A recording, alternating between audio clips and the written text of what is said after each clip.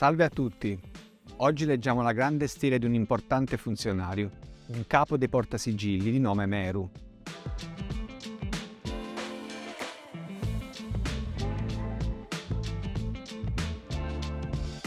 La stele inizia con una data.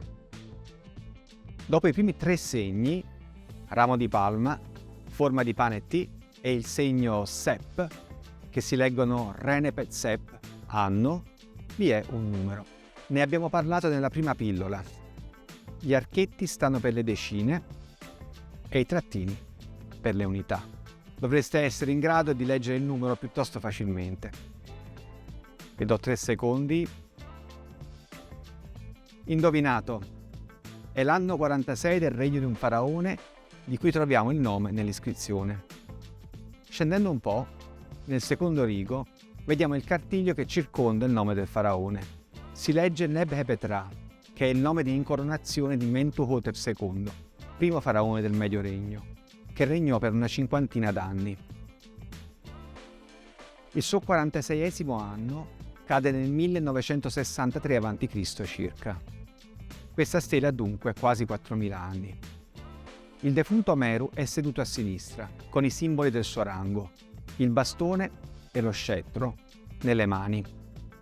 L'iscrizione inizia in modo insolito. In alto la parola I, che si scrive con la canna in fiore, e l'uomo seduto col braccio levato. È l'inizio di un'invocazione. Oh! Questa invocazione è: o sacerdoti, sacerdotesse, cantatori, cantatrici, musicisti, musiciste e ragazzi tutti del distretto di Abido. L'impaginazione, per così dire, dell'iscrizione qui è molto insolita.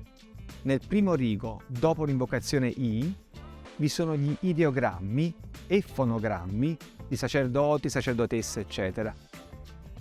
Vi faccio vedere solo i primi 2. L'iscrizione, come vedete, si legge da destra a sinistra perché le figure sono rivolte a destra. A destra vi è una figura in adorazione con i geroglifici piccoli che si riferiscono ad essa, rivolti a sinistra. Poi abbiamo lo stendardo che si legge Necer, cioè Dio, seguito dal bastone che si legge Hem, che vuol dire servitore. Necer è in prima posizione per una questione di rispetto, per inversione onorifica, come la chiamiamo. Quindi Hem Necer, servitore del Dio, cioè sacerdote. Ma è un plurale, Hemu Necer, come vediamo dal determinativo dell'uomo sotto, moltiplicato 3 volte per indicare il plurale. Notate la disposizione a triangolo dei 3 omini seduti, molto insolita e scenografica, che fanno diventare l'iscrizione un vero e proprio disegno. La stessa cosa si ripete con la parola successiva, Hemut Necer, identica alla prima, con l'unica differenza che si aggiunge la forma di pane per la T del femminile, e che i determinativi disposti a triangolo sono immagini di donne sedute anziché di uomini. Scendiamo adesso più giù, nella lunga iscrizione all'interno della cornice di rettangolini. Qui il defunto pronuncia una formula che chiamiamo l'appello ai viventi. O viventi che siete sulla terra, che siete nel seguito del primo degli occidentali e di Upuaut, che amate la vita e odiate la morte, sacerdoti puri del grande Dio e ogni sacerdote di Abido, poiché desiderate avere onore presso Sirile, fate un'offerta di voce e una libagione col pane e la birra che avete con voi. Ancora più in basso, il defunto ricorda i suoi meriti. Io sono uno amato dalla gente, gentile con i suoi servitori. Ho dato pane all'affamato e vestiti all'ignudo, per essere onorato presso il grande Dio.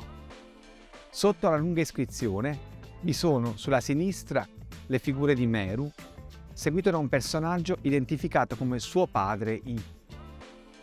Dall'altro lato, un personaggio identificato come il sovrintendente del nord, Nacht-Khrum. L'iscrizione in 3 colonne fra di loro dice di Meru che dà lode a Osiride, pace alla terra per il primo degli occidentali, cioè Osiride stesso. Leggiamo la parola per lode, Yau, quasi all'inizio della seconda colonna da destra. Canna in fiore per I, avvoltoio per A. La U è implicita, è il determinativo dell'uomo che alza le mani in adorazione. Il gesto è identico a quello dei 3 uomini ai lati del testo. Il decifratore dei geroglifici, Jean-François Champollion, ha detto: La sculpture et la peinture ne furent jamais en Égypte que de véritables branches de l'écriture.